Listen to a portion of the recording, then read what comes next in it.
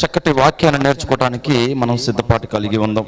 ఈరోజు మనం నేర్చుకోబోయే వాక్య భాగం ఏంటంటే మంచి విత్తనం. మంచి విత్తనము అంటే మనం చూసినప్పుడు యేసుక్రీస్తు వారు ఉపమాన రీతిగా ఈ భూమి మీద ఉన్నటువంటి దినాలలో చాలా చక్కటి విషయాలు ఆయన ఉపమానంతో చెప్పినట్టుగా మనం చూస్తూ ఉంటాం. ఉపమానం, పోల్చి చెప్పడం అనే విషయాలు మనము ఎక్కువగా బైబిల్ గ్రంథంలో చూడగలం.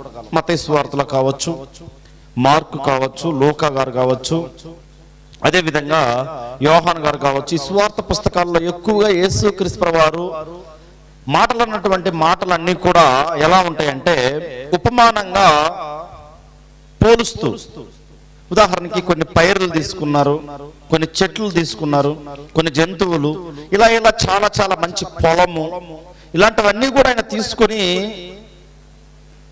సత్యాన్ని నేర్పించినట్టుగా మనం చూస్తూ ఉంటామండి.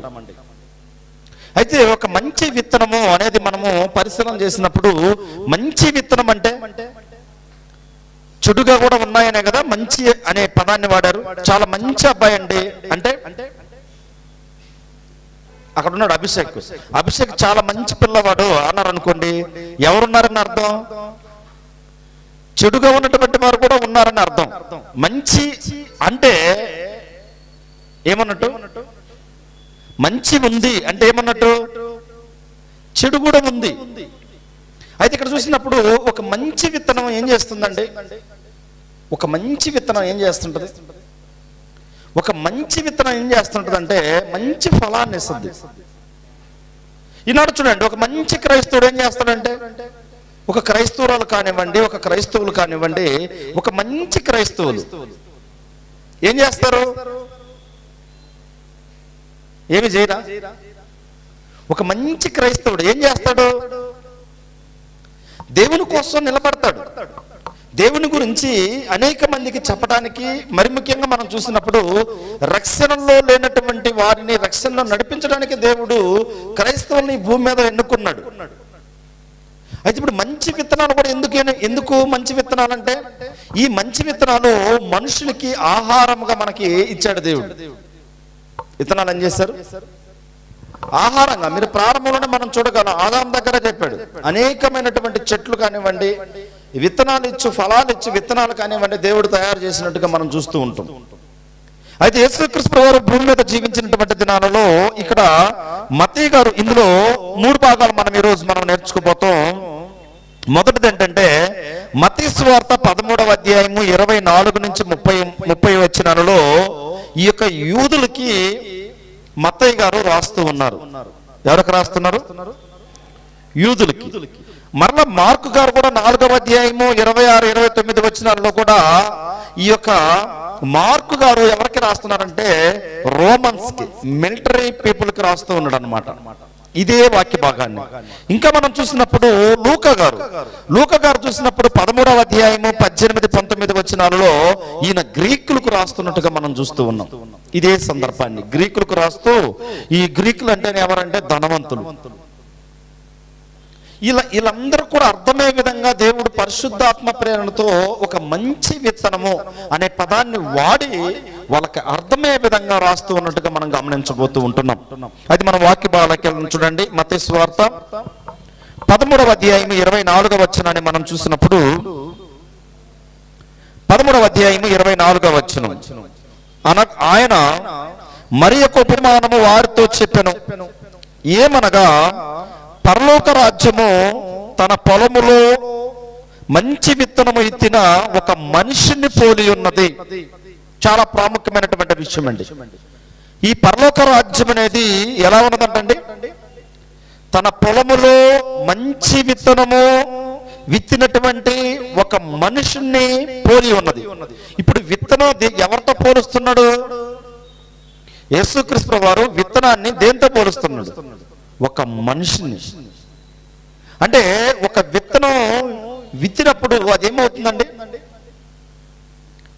చనిపోతూ ఉంటుంది. చనిపోయి ఏం చేస్తుంది?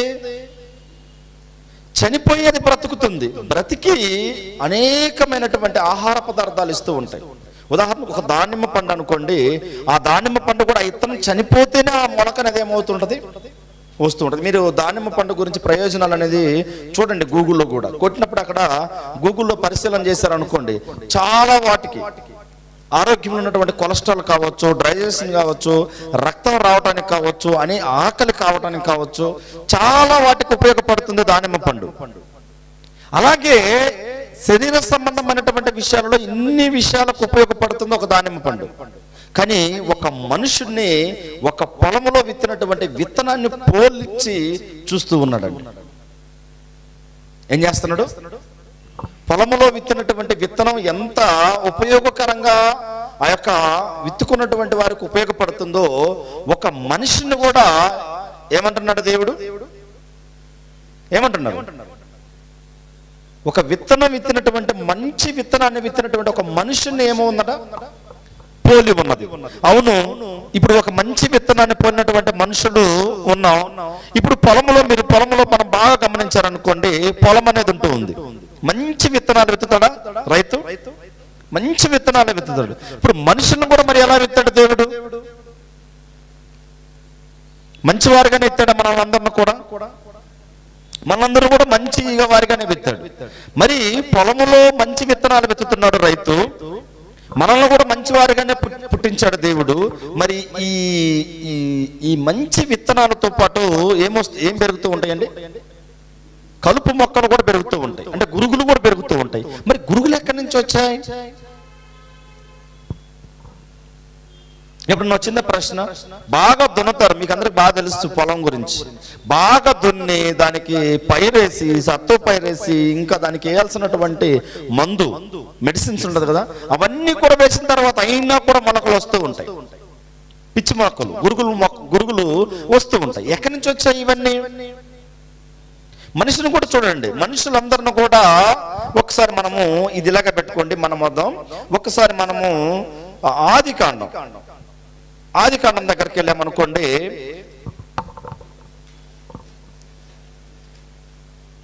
చూడండి, ఆది కాండం 6వ అధ్యాయము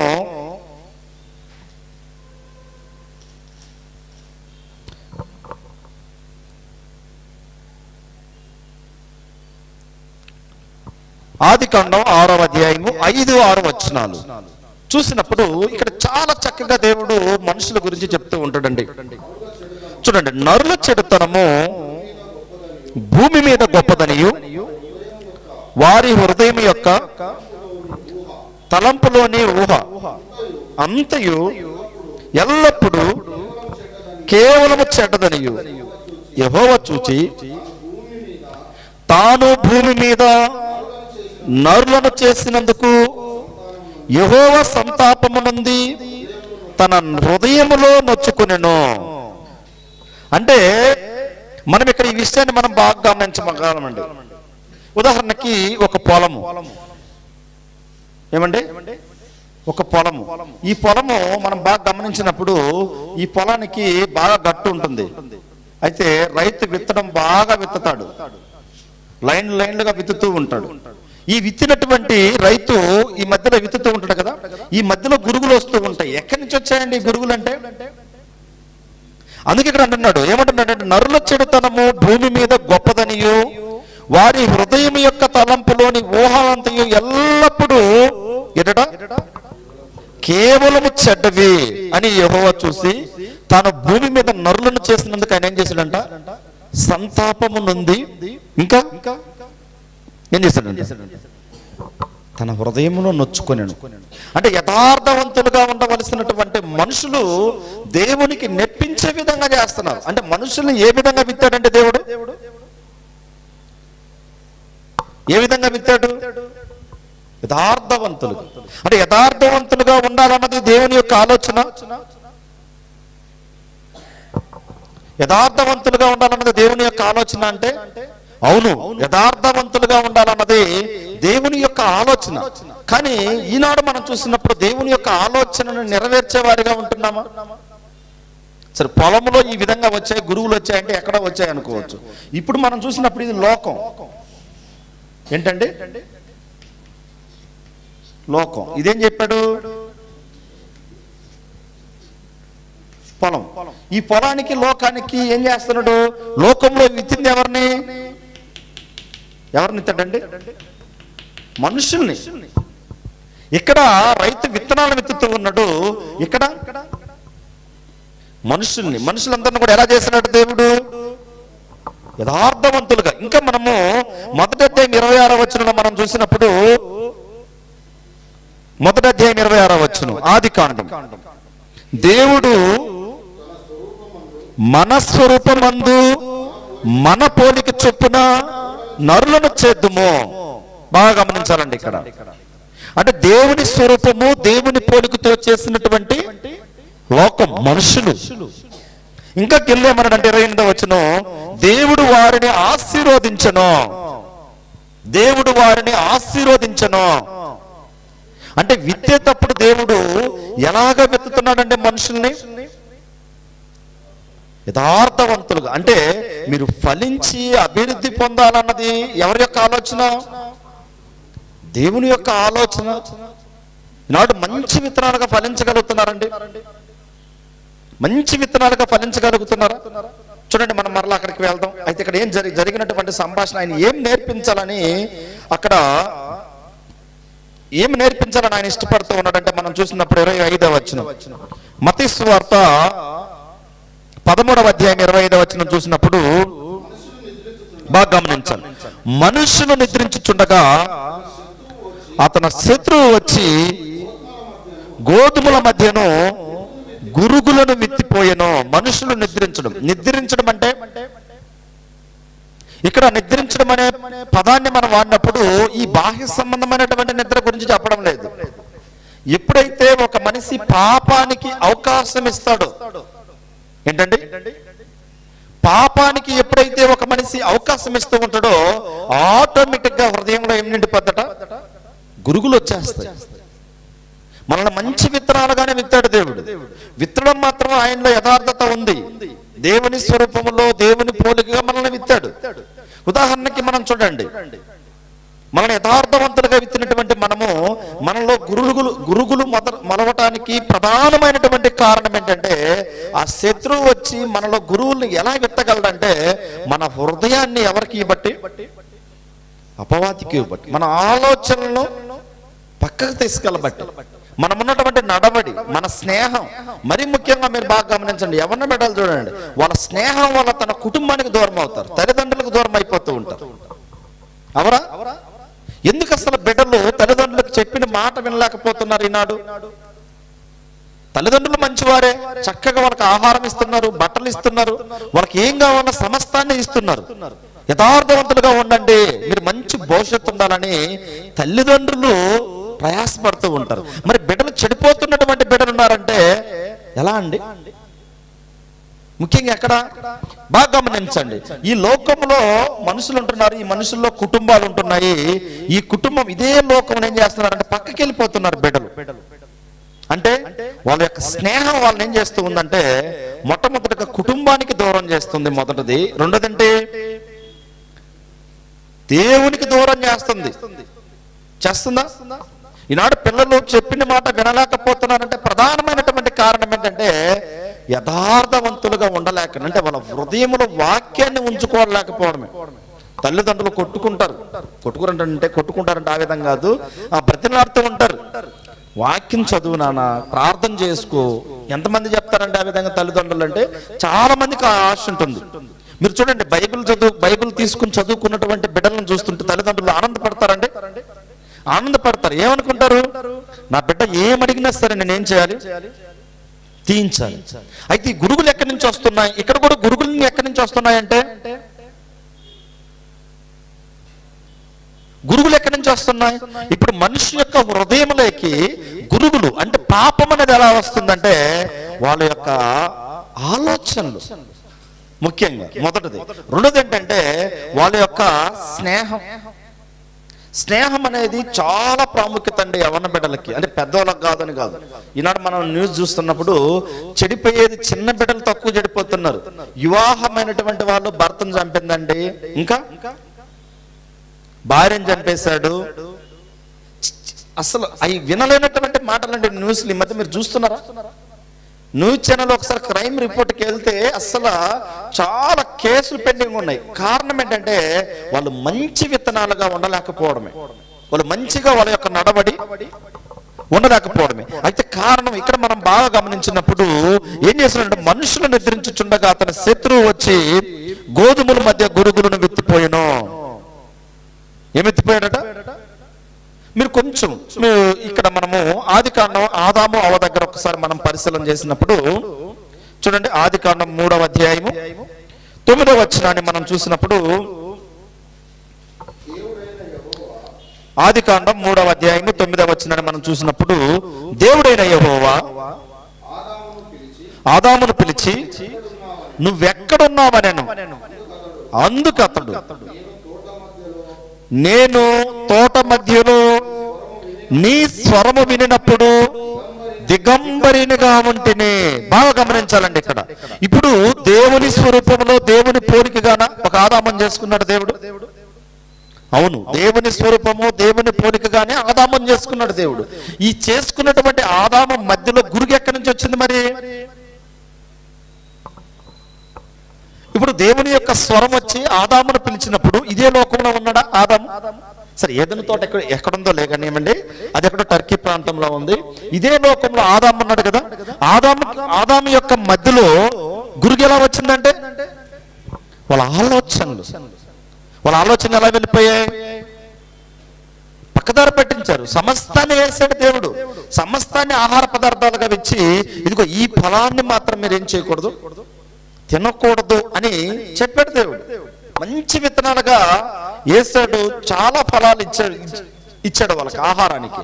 మరి ముఖ్యంగా అదే విత్తనంగా ఆదామును కూడా విత్తి తీసుకెళ్లి, ఆదాము అవన ఇరువురును కూడా తీసుకెళ్లి ఎక్కడ వేసాడండి? ఏదైనా తోటలు వేసాడు. మరి మంచి ఫలాలు ఫలించాలనే ఆలోచన ఉన్నదా వాళ్ళకి? మొదటి అధ్యాయం 28వ వచనం ఏమన్నాడు? మీరు ఫలించి అభివృద్ధి పొంది. ఈనాడు చూడండి, కుటుంబాలు అభివృద్ధి పొందలేకపోతున్నాయంటే ప్రధానమైనటువంటి కారణం ఏంటండి? ఆలోచనలు. దేవునికి ఇవ్వవలసినటువంటి సమయాన్ని ఇవ్వకపోవడం. అంతే కదా, ఒక రైతు పొలం వేసుకున్నాడండి, ఈ పొలానికి సరైనటువంటి సమయానికి వీటికి నీరు పెట్టకుండా ఉంటే ఏమవుద్ది? పొలం అంతా కూడా ఏమవుదా? ఈ పొలానికి మంచిగా విత్తనాలు విత్తాడు, చాలా కష్టపడ్డాడు రైతు. కష్టపడిన తర్వాత దీనికి విలువైనటువంటి నీరుని ఇవ్వలేకపోయాడు. ఏమైపోద్ది? పొలం అంతా కూడా ఏమైపోద్ది? ఖచ్చితంగా వెండిపోద్ది. ఇక్కడ కూడా మనం గమనించిన లోకం ఉంది, లోకంలో మనుషులు ఉన్నారు, మనుషుల హృదయాలలో వాక్యం అనేది లేకపోతే మంచి విత్తనాలుగా ఉంటామా మనము? ఖచ్చితంగా. ఇప్పుడు 9వ వచనం మనం ఇక్కడ చూసినప్పుడు 3వ అధ్యాయంలో ఆయన ఏమంటుందంటే, ఆదామును పిలిచాడా దేవుడు? పిలిచాడు. మంచి విత్తనంగానే విత్తాడు. విత్తుకున్నటువంటి దేవుడు దేవుని యొక్క మాటని నిరాకరించగలిగాడు. ఆదాము నిరాకరించగలిగాడా? దేవుడు వచ్చి పిలిచినప్పుడు ఏమంటున్నాడండి? నీ స్వరము నేను వినినప్పుడు తోట చెట్ల మధ్యలో దాగుకొంటిని. అంటే పాపం అనేది ఏం చేస్తూ ఉందంటే యథార్థవంతులుగా ఉండకుండా చేస్తూ ఉంది. ఏం చేస్తుంది? నీతిగా ఉండకుండా చేస్తూ ఉంది అన్నమాట. నీతి దగ్గరకు రానియకుండా చేస్తూ ఉంది. మరి 11వ వచనం ఇందులోనే మనం చూసినప్పుడు 3వ అధ్యాయంలో 11వ వచనం మనం చూసినప్పుడు, అందుకు ఆయన, నీవు దిగంబరమని నీకు తెలిపిన వాడెవడు? నీవు తినకూడదని నేను నీకు ఆజ్ఞాపించిన వృక్ష ఫలము తింటివా అని అడిగాను. అందుకు ఆదాము, నాతో నువ్వు ఉండుటకు నీవిచ్చిన ఈ స్త్రీయే ఆ వృక్ష ఫలములు కొన్ని నాకీయగా నేను తింటున్నాను. బాగా గమనించాలండి. ఆదామును వచ్చి దేవుడు అడిగినప్పుడు ఆదాము యొక్క స్పందన ఎలా ఉంది? ఈరోజు కూడా తల్లిదండ్రులు చూడండి, తప్పు చేసావా అని పిల్లల్ని అడిగారు అనుకోండి, ఏమంటారండి? కొంతమంది పిల్లలు అంటారు, చేసే నీకేంటని అంటారు. ఏమండి? అది ఆశీర్వాదం మా బిడ్డలకి? అది ఆశీర్వాదం కాదు. అంటే తల్లిదండ్రులను ఎదిరించడం అనేది ఆశీర్వాదం కాదు. ఒకవేళ వాళ్ళు బలహీనంగా ఉండి మనము ఎదిరించగలగొచ్చు, వాళ్ళు బలహీనంగా ఉండి ఎదిరించగలగొచ్చు. కానీ ఆ విధంగా మనము ఒకవేళ తల్లిదండ్రులను కానీ ఎదిరించామనుకో, ఆ నిజమైనటువంటి ఆశీర్వాదాన్ని, నిజమైనటువంటి మంచి విత్తనంగా మనం ఉండలేము. ఆదాముని మీరు బాగా గమనించండి. దేవుణ్ణి ఎదిరించినట్ట, నువ్వు ఇచ్చినటువంటి ఇదిగో ఈ స్త్రీయే అని చెప్పాడు. అది ఎదిరించినట్ట? అయ్యా ఏదో తెలిసి తెలియక తిన్నాను, తప్పు అయిపోయిందని చెప్పగలిగాడా? ఈరోజు కూడా అండి చాలా కుటుంబాల్లో నెమ్మది లేనటువంటి స్థితి ఉందంటే, ఆశీర్వాదానికి కారకులు కాలేకపోతున్నారంటే ప్రధానమైనటువంటి కారణం ఏంటంటే ఎదిరించడం. తల్లిదండ్రులకు ఇవ్వవలసినటువంటి ఆ గౌరవాన్ని ఇవ్వకపోవడం, భార్య భర్తకి ఇవ్వవలసినటువంటి ఆ గౌరవాన్ని ఇవ్వకపోవడం, భర్త భార్యను ప్రేమించవలసినటువంటి విధానంలో ప్రేమించకపోవడం, ఇలాంటి సమస్యల వల్ల ఈనాడు కుటుంబాలు ఏమైపోతున్నాయంటే దేవుని దగ్గరకు రాలేకపోతున్నాయి. మొట్టమొదటిగా ఒకవేళ దేవుని దగ్గరకు వచ్చినా కానీ వాళ్ళు నెమ్మదినటువంటి స్థితిలో ఉండగలుగుతున్నారు. అంతేనా? పొలము విత్తుకున్నాడు రైతు, విత్తుకుంటేనే ఏమైపోలేదండి, దాన్ని చాలా భద్రంగా కాపాడుకోవాలి. ఈ రోజు కూడా మనం ఒక తల్లిదండ్రులకి బిడ్డలుగా ఉన్నామని పేరుంటే చాలదు. ఏం చేయాలి? దానికి తగినటువంటి ఫలితాన్ని మనం తల్లిదండ్రులకు ఇవ్వగలగాలి. ఇస్తున్నామా? ఎంతమంది మంది మన తల్లిదండ్రులను ఎదిరించకుండా మనం ప్రేమించగలుగుతున్నాం? ఎంతమంది మనము తల్లిదండ్రులని ఎదిరించకుండా మనం ప్రేమించగలుగుతున్నాం? ఎంతమంది భార్యల్ని భర్తలు ప్రేమించగలుగుతున్నారు? చాలా మంది భార్యలు చూడండి ఏమంటూ ఉంటారంటే, అన్న అసలు ప్రేమ అనేది లేదన్నా అతనికి అని చెప్తూ ఉంటారు. కారణం ఏంటి?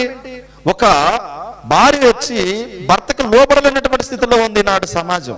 మీరు న్యూచర్లలో చూడండి ఎందుకు ఈ విధంగా జరుగుతూ ఉందంటే, దేవుడేమో మనుషుల్ని యథార్థవంతులుగా చేశారు, కానీ యథార్థవంతులుగా చేసినటువంటి ఈ మనుషుల యొక్క తలంపులు, వారి యొక్క ఉద్దేశాలు ఎలా అయిపోతున్నాయంటే దేవుని వాక్యం అనేది వాళ్ళ హృదయంలో లేకపోబట్టి అసలు నెమ్మదలేనటువంటి స్థితిలో ఉండగలుగుతుంది. మంచి విత్తనాలుగా ఫలాలు ఫలించలేకపోతున్నారు.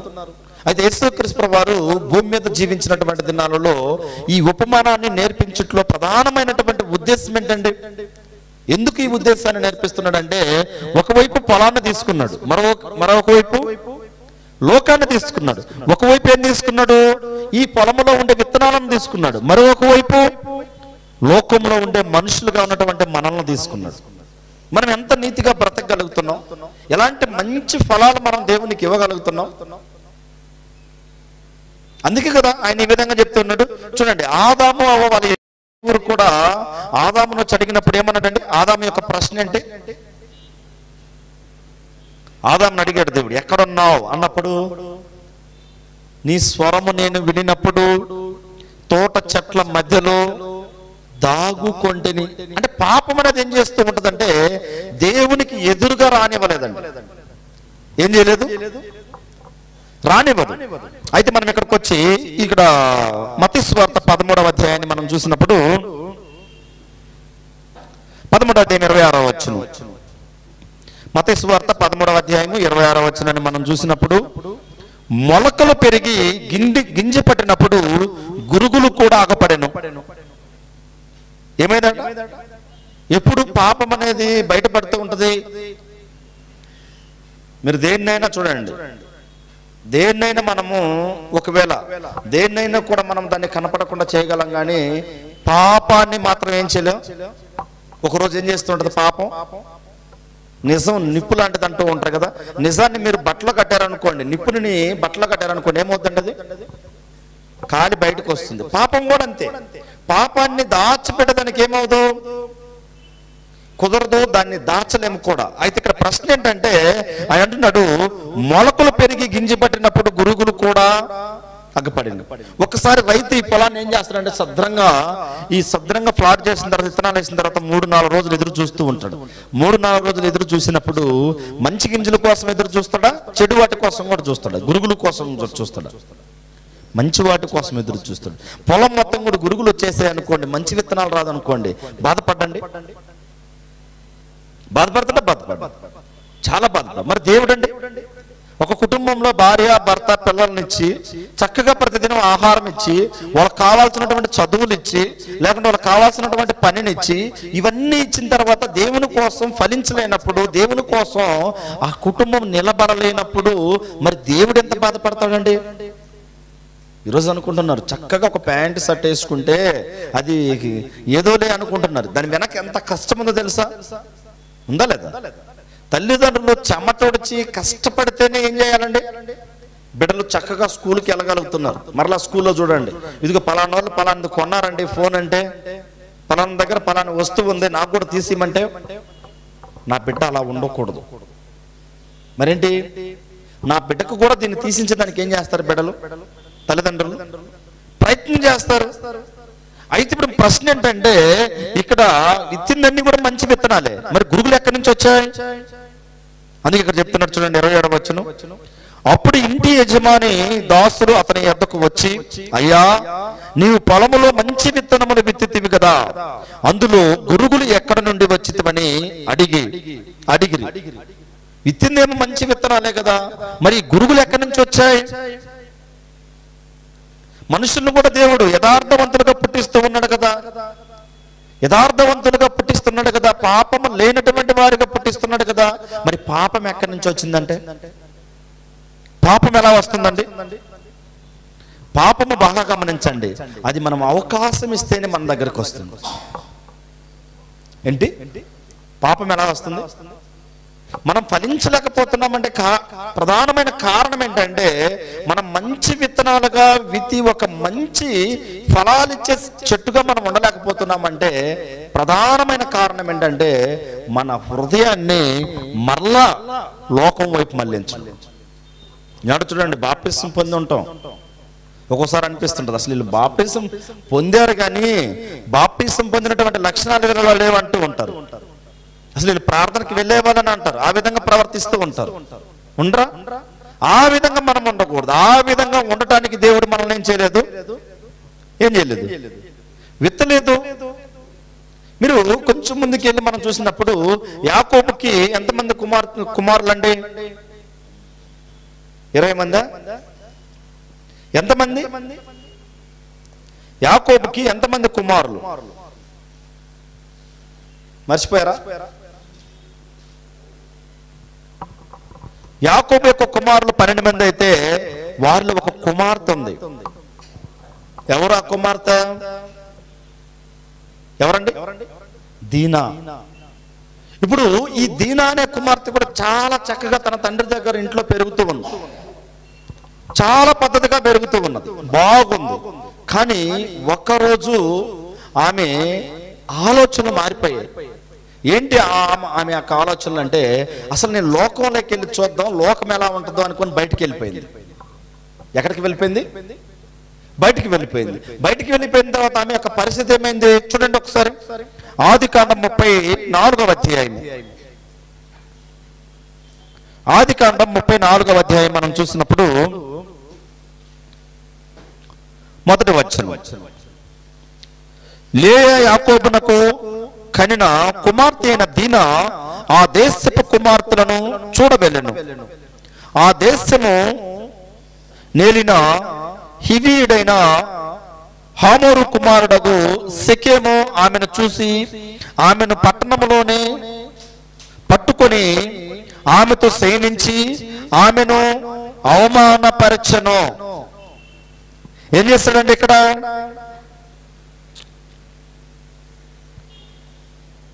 హామోరు కుమారుడకు షెకెము అనే అతను ఏం చేస్తాడు? ఈమెని, దీనా అనే ఆమెని చెరిపివేశారు. తల్లిదండ్రులతో కుటుంబంతో ఉన్నంత వరకు ఎలా ఉన్నదండి? కుటుంబంతో ఉన్నంత వరకు చాలా బాగున్నది. అంటే లోకంలో ఎలాగనే ఆశ కలిగింది, లోకంలోకి వెళ్ళిపోయింది. ఏమైపోయింది ఆమె పరిస్థితి? ఏమైపోయిందండి ఆమె పరిస్థితి? మనం చూస్తున్నప్పుడు ఒక గురుగుగా మారగలిగింది. కారణం ఆమె ఆలోచన. ఈనాడు కూడా మనం చూసినప్పుడు ఒక దీనా కాదు, ఆ దీనా స్థానంలో ఉన్నటువంటి చాలా మంది ఎవరైనా కావచ్చు, మనుషులుగా ఉంటున్నటువంటి ఎవరైనా కావచ్చు, ఆ ఆలోచనలు అనేవి ఎలా ఉండాలంటే దేవునిలో ఉండాలి. ఎలా ఉండాలి? దేవునిలో ఉండాలి, వాక్యంతో ఉండాలి, ప్రార్థనతో ఉండాలి, ఇంకా విశ్వాసులతో ఉండాలి. ఇలాంటి ఆలోచనలు మనం ఎప్పుడైతే ప్రయాణం చేస్తూ ఉంటామో మన పరిశుద్ధతను మనం ఖచ్చితంగా కాపాడుకోగలుగుతాం. స్కూల్కి కాలేజ్ కూడా పిల్లలు వెళ్తూ ఉంటారు చూడండి, వాళ్ళ ఆలోచనలు ఎవరితో తిరిగితే ఆ ఆలోచనలు ఏం చేస్తూ ఉంటారు? ఇంట్లో చేస్తూ ఉంటారు. పనికి వెళ్ళినటువంటి పిల్లలు కూడా అంతే, పనికి కూడా వెళ్తూ ఉంటారు. వెళ్ళి ఇంటికి వచ్చిన తర్వాత అక్కడ ఎవరితో స్నేహం చేస్తున్నారు, ఆ స్నేహం యొక్క అలవాట్లు ఎక్కడ కనపడుతూ ఉంటాయి? ఇంట్లో కనపడుతూ ఉంటాయి. తల్లిదండ్రులకు అప్పుడే అర్థమవుతుంది. వీళ్ళు అనుకుంటారు మా అమ్మ మా నాన్నకి ఏం తెలియదులే అనుకుంటారు. కానీ తల్లిదండ్రులకు ఏం తెలుస్తుంటది? బిడ్డల యొక్క నడవడి తెలుస్తూ ఉంటుంది. అసలు వీళ్ళు తేడా వచ్చింది, ఈమెలో తేడా వచ్చింది, అసలు వీళ్ళ పరిస్థితి ఏంటి, మార్పులు ఉన్నాయి అని అనుకుంటారు. అందుకే యేసుక్రీస్తు వారు ఆయన ఏది కూడా ఏం చేస్తూ వచ్చాడంటే ఉపమానాలతో వాళ్ళకి అర్థమయ్యే రీతిలో ఏం చేస్తున్నాడు చెప్తూ ఉన్నాడు. అయితే మరలా మనం ఇక్కడికి వచ్చినప్పుడు మత్తయి సువార్త 13వ అధ్యాయము 28వ వచనం, ఇది శత్రువు చేసిన పని అని అతడు వారితో చెప్పగా ఆ దాసులు మేము వెళ్ళి వాటిని పెరికి కూర్చుట నీకు ఇష్టమా అని అతనిని అడిగిరి. ఇప్పుడు గురుగులు కనపడేసరికి ఏమంటున్నారండి వీళ్ళు? గురుగులు కనపడేసరికి ఏమంటున్నారంటే మేము వెళ్ళి పెరకమంటారా? ఇప్పుడు చూడండి, ఇక్కడ పంట బాగుందండి, ఈ పంట బాగుంది, ఈ పంట మధ్యలో గురుగులు వచ్చేస్తాయి. ఈ గురుగులు తప్పించడానికి మధ్యలోకి వెళ్తే ఏమవుతారు? మంచి వాళ్ళకి కూడా అపాయం. అందుకే దేవుడు, మీరు బాగా గమనించండి, దేవుడు ఈ ప్రపంచాన్ని సృజించినటువంటి దేవుడు ఇదే లోకంలో ఎవరెవరున్నారండి? ఎవరెవరున్నారు? దేవుని బిడ్డలు ఉన్నారు, ఇంకా అపవాది బిడ్డలు ఉన్నారు. కానీ దేవుడు ఈ అపవాది బిడ్డలనే ఎంతసార్లు చెప్పినా వినకుండా ఏం చేస్తూ ఉంటాడు? అక్కడక్కడ చూడండి, ఒక్కొక్కరిని తొలగిస్తూ ఉంటాడు దేవుడు. తొలగిస్తుంటారా? అయితే ఎందుకు ఈ ప్రపంచాన్ని దేవుడు నాశనం చేయని అంటున్నాడు? దేవుడు హృదయంలో నొచ్చుకున్నాడు. ఎప్పుడండి? ఇదే ప్రపంచాన్ని నీతిమంతులను తప్పించి అవినీతిమంతులందరిని కూడా ఏం చేశాడు దేవుడు? నాశనం చేశాడు. ఎప్పుడండి? ఎప్పుడు ప్రపంచాన్ని నాశనం చేశాడు దేవుడు? నీతిమంతులుగా ఉన్నటువంటి వారిని తప్పించి అవినీతి మంతులందరిని కూడా నాశనం చేశాడు. ఎప్పుడైనా గుర్తుందా? తెలీదా? నోవాహు దినాలు, నోవాహు ఉన్నటువంటి దినాల్లో మనం చూసినప్పుడు 120 సంవత్సరాలు ఏం చేశాడు నోవాహు? 120 సంవత్సరాలు సువార్తను ప్రకటిస్తే, లోకంలోనే ఉండి ప్రకటిస్తే ఎంతమంది మారు మనసు పొందారు? నోవాహుతో కూడా కలిపి 8 మంది. ఈ 8 మందిని దేవుడు విడిచిపెట్టి ప్రపంచాన్ని ఏం చేశాడు? ఇక్కడ చెప్తున్నాడు. యేసుక్రీస్తు వారు వచ్చిన తర్వాత ఆయన ఏమంటున్నాడంటే, అయ్యా ఈ గురుగులను తప్పించడానికి వెళ్తే ఏమవుద్ది? మంచిగా ఉన్నటువంటి పంట కూడా పాడైపోద్ది, వద్దన్నాడు. కానీ దేవుడు నోవాహు దినాలలో ఆ విధంగా అనుకోలా. ఏమనుకున్నాడు మరి? చెప్పిన మాట వినటువంటి వీళ్ళు ఉండడం అనవసరం అనుకున్నాడు దేవుడు. అలా అనుకోబట్టి ప్రపంచాన్ని నాశనం చేశాడు. దాంట్లో నీతిమంతులుగా ఉన్నటువంటి వారిని 8 మందిని మాత్రం ఏం చేశారు? తప్పించుకున్నాడు. అయితే ఇక్కడ మనం చూసినప్పుడు చూడండి ఒకసారి, ఆదికాండం 7వ అధ్యాయము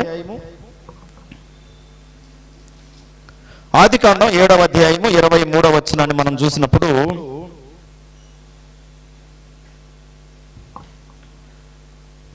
నరులతో కూడా పశువులను పురుగులను ఆకాశ పక్షులను నేల మీదనున్న జీవరాశులన్నీ తుడిచివేయబడెను. అవి భూమి మీద ఉండకుండా తుడిచివేయబడెను. నోవాహును అతనితో కూడా ఓడలో నున్నవి మాత్రము మిగిలి ఉండెను. నరులతో కూడా పశువులను ఏం చేశాడు దేవుడు? ఎవరైతే నీతిమంతులుగా ఉన్నారో, దాదాపు 120 సంవత్సరాలు సువార్తను ప్రకటిస్తే ఎంతమంది మంచి విత్తనాలుగా మారారు? ఎంతమంది మంచి విత్తనాలుగా పేరు తెచ్చుకున్నారంటే ఎంతమంది అండి? ఎంతమంది తెచ్చుకున్నారు? 120 సంవత్సరాలకు రిజల్ట్ ఎంతంటే 8 మంది. ఈ 8 మందిని మనం చూసినప్పుడు 8 మందిని నీతిమంతులుగా ఉండబట్టి దేవుడు ఇదే లోకంలో తప్పించుకున్నాడు, పక్కకు పెట్టుకున్నాడు, తన వైపు ఉంచుకున్నాడు. మరి దేవుని మాట విన్నటువంటి వారందరిని కూడా ఈ గురుగులన్నిటికి కూడా ఏముందంటే ఒకనాడు సమయం ఉంది అని తెలియపరుస్తున్నాడు యేసుక్రీస్తు వారు. అందుకే రెండు పెరుగుతూ ఉన్నాయా, మరి ఈ రెండింటిని పెరుగుతూ ఉన్నప్పుడు మరి గురుగులు తప్పించమంటావా అంటే ఏమంటున్నాడు ఆయన? వద్దు వద్దు, గురుగుల జోలికి మీరు వెళ్ళొద్దు. గురుగులకు ఒక సమయం అనేది ఉంది, కోతకాలం అనేది ఉంది, తీర్పు దినం అనేది ఉంది. ఈనాడు కూడా చూడండి, బాప్తిసం పొంది హ్యాపీగా మనము చేసే తప్పులనే చేస్తూ ఉంటాం. ఒక్కొక్కసారి మాట్లాడనే మాట్లాడుతూ ఉంటాం, అంతేనా?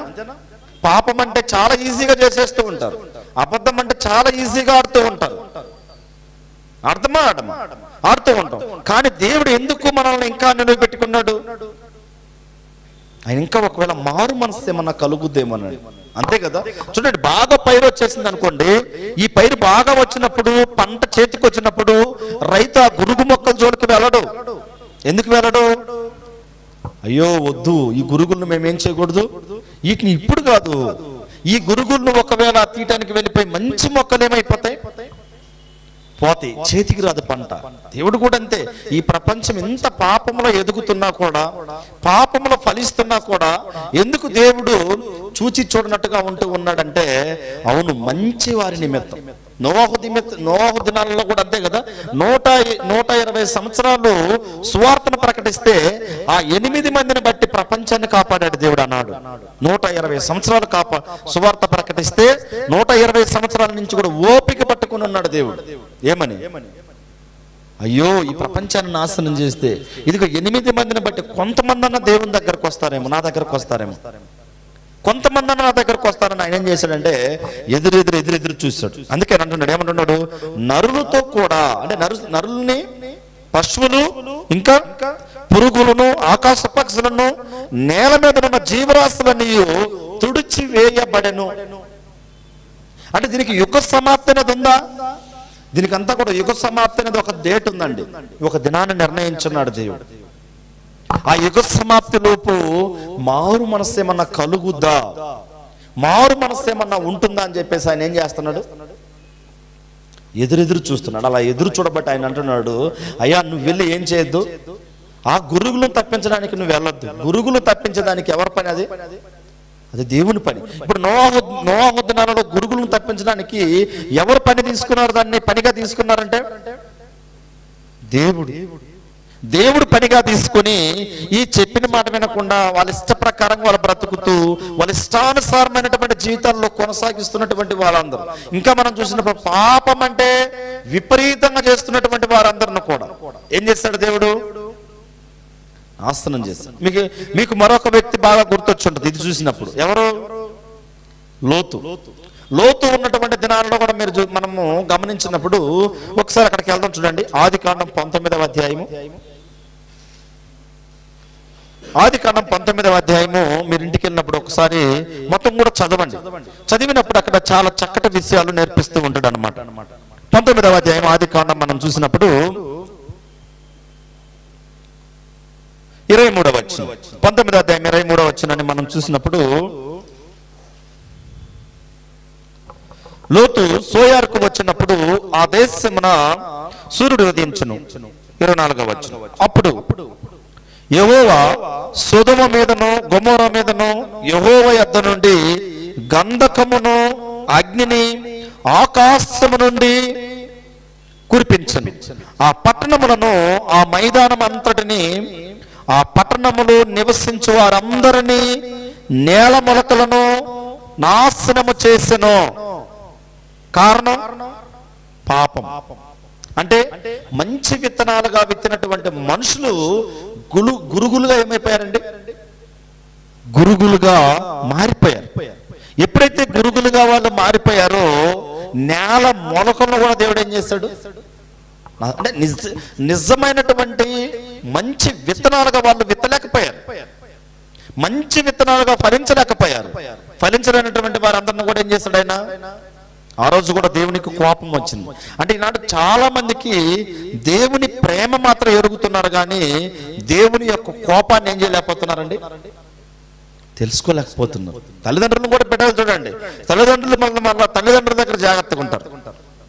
మా అమ్మ కావచ్చు, మా నాన్న కావచ్చు, నన్ను ప్రేమిస్తే ఎలా ఉంటారు, వారికి కోపం వస్తే ఎలా ఉంటుందని కూడా తెలుసు. కానీ దేవుని విషయంలో ఈనాడు ఒకవైపే చూస్తూ ఉంటారు. ఏం చూస్తూ ఉంటారంటే దేవుని ప్రేమే చూస్తున్నారు, కానీ దేవుని కోపం ఏం చేస్తున్నారు చూడలేకపోయారు. మనం బాగా గమనించినప్పుడు, ఒకసారి మనం ఆలోచించినప్పుడు, ఇక్కడ మత్తయి సువార్త 13వ అధ్యాయానికి మనం వచ్చినప్పుడు ఇక్కడ ఏమంటున్నాడంటే యేసుక్రీస్తు ప్రభువారు చాలా చక్కటి విషయాలు తెలియపరుస్తూ ఉన్నాడండి. చూడండి 13వ అధ్యాయం 28వ వచనం. ఇది శత్రువు చేసిన పని అని అతడు వారితో చెప్పగా, ఆ దాసులు మేము వెళ్ళి వాటిని పెరికి కూర్చుట నీకు ఇష్టమా అని అతన్ని అడిగింది. 29వ వచనం. అందుకు అతడు వద్దు, గురుగులను పెళ్లగించుచుండగా వాటితో కూడా ఒకవేళ గోధుమలను పెళ్లగింతురు. అయితే కోత కాలము వరకు రెండిటిని కలిసి ఎదుగనీయుడి. ఏంటండి ఏమంటున్నాడు? కోతకాలము వరకు రెండిటిని ఎదుగునీడి, కోతకాలమందు గురుగులను ముందుగా కూర్చి వాటిని కాల్చివేయుటకు కట్టలు కట్టి గోధుమలను నా కొట్టులో చేర్చి పెట్టుడని కోతగాండ్రతో చెప్పుదునెను. ఏమంటున్నాడండి? ఇప్పుడు గురుగుల్ని మొదటగా ఎవరిని కోస్తానని చెప్తే ఎవరిని కోయాలంట? మొదటగా గురుగుల్ని. రెండోదిగా మనం చూసినప్పుడు రెండోదిగా ఆయనకి సంబంధించినటువంటి బిడ్డలు, ఆయన కుమారులు కుమార్తెలు. అంటే ఇక్కడ మనము బాగా అర్థం చేసుకోవాల్సినటువంటి విషయం ఏంటంటే, మనము మంచి విత్తనాలుగా మనం ఫలిస్తే ఆయన దగ్గర మనం ఉంటాం, ఆయన కోట్లలో మనల్ని కూర్చుకుంటాడు. అదే చెడు విత్తనాలుగా ఉంటే ముందుగా కూర్చి వాటిని ఏం చేస్తానండి? అగ్ని వేడి. అందుకే మనం ఇక్కడ ఇంకొంచెం ముందుకెళ్ళి మనం చూసినప్పుడు హెబ్రీ పత్రిక 11వ అధ్యాయము 13వ వచనాన్ని చూసినప్పుడు, హెబ్రీ పత్రిక 11వ అధ్యాయము 13వ వచనం, వీరందరూ ఆ వాగ్దానముల ఫలము అనుభవింపకపోయినను దూరముగా నుండి చూచి వందనము చేసి తాము భూమి మీద పరదేశులను యాత్రికులమునై ఉన్నామని ఒప్పుకొని విశ్వాసము గలవారై మృతి పొందిరి. అంటే మంచి విత్తనాలుగా విత్తినటువంటి వారందరిని చూపిస్తూ ఉన్నాడు. ఈ మంచి విత్తనాలుగా విత్తినటువంటి వీరందరూ కూడా ఎలా ఉన్నారట? దూరముగా చూసి వందనము చేసి వాళ్ళు ఎక్కడున్నారు? విశ్రాంతిలో ఉన్నారు. ఎవరు? దాదాపు ప్రారంభం నుంచి చనిపోయినటువంటి వారందరూ, నీతిమంతులుగా చనిపోయినటువంటి వారందరూ కూడా పరలోకం అయితే వాళ్ళు వెళ్ళలేదు, కానీ ఆ పరలోకాన్ని దేవుడు ఏం చేశాడంట? చూపించాడు. పరలోక వాతావరణం ఎలా ఉంటుందో చూపిస్తే వాళ్ళు ఏం చేశారట? వందనం చేశారంట. వందనం చేసి దూరంగా నుంచి చూసి వాళ్ళు ఏం చేశారంటే చనిపోయారు. చనిపోయిన తర్వాత ఒక నెమ్మది ముందు స్థలాన్ని ఇచ్చాడు దేవుడు. కారణం ఏంటంటే వాళ్ళు మంచి విత్తనాలుగా ఫలించారు. ఆ అవకాశాన్ని దేవుడు ఏం చేస్తున్నాడు? ఇప్పుడు మంచి విత్తనాలుగా ఫలించడానికి మనకు ఆ అవకాశాన్ని ఇచ్చాడు, ఇస్తూ ఉన్నాడు. కానీ ఆ అవకాశాన్ని మనం ఉపయోగించుకుంటున్నామండి? మంచి విత్తనాలుగా ఉండి ఫలించడానికి అవకాశాన్ని మనం ఏం చేయాలి? ఉపయోగించుకోవాలి. ఒక నోవాహును చూడండి, ఉపయోగించుకున్నాడా? ఒక లోతును చూడండి, ఉపయోగించుకున్నాడా? ఉపయోగించుకోబట్టే ఆ నాశనకరమైనటువంటి దినాలలో నాశనకరమైనటువంటి ఆ ప్రజల మధ్యలో నుంచి కాపాడబడ్డాడు ఒక నోవాహు. ఒక లోతు కాపాడబడ్డాడు. లోతును బయటికి వెళ్ళిపో, నేను ఈ పట్టణాన్ని ఏం చేయబోతున్నాను? నాశనం చేయబోతున్నాను అని దేవుడు చెప్పాడు, మాట్లాడాడు. ఈనాడు కూడా చూడండి, ప్రపంచంలో చాలా విపత్తులు జరుగుతూ ఉన్నాయి. చాలా నాశనకరమైనటువంటి ఏం జరుగుతున్నాయి? చాలా చాలా మరణాలు జరుగుతూ ఉన్నాయి. వాటన్నిటిలో నుంచి మనల్ని ఏం చేస్తున్నాడు దేవుడు? తప్పిస్తూ ఉన్నాడు, కాపాడుతూ ఉన్నాడు. ఎన్నెన్నో అసలు ఎప్పుడో చనిపోవాల్సినటువంటి స్థితిలో ఉండవలసినటువంటి మన వలన ఒక మంచి విత్తనాలుగా మనం ఫలించబడ్డే మనల్ని ఏం చేస్తూ ఉన్నాడంటే ఆయన బిడలుగా మనల్ని కాపాడుకుంటూ ముందుకు వచ్చాడు. విశ్వాస జీవితంలో కొనసాగుతున్నటువంటి మనం అందరం కూడా మరి ముఖ్యంగా ఒక మంచి విత్తనాలుగా ఫలిస్తూ దేవుని దగ్గర చార్చబడే బిడ్డలుగా మనం మనందరం ఉండాలని మిమ్మల్ని అందరిని కూడా ప్రేమతో కోరుకుంటూ నా మాటలు ముగిస్తున్నాను. ఓపిక అయినటువంటి మీకు అందరికీ ప్రత్యేకమైన వందనాలు తెలియజేసుకుంటూ నా మాటలు ముగిస్తున్నాను.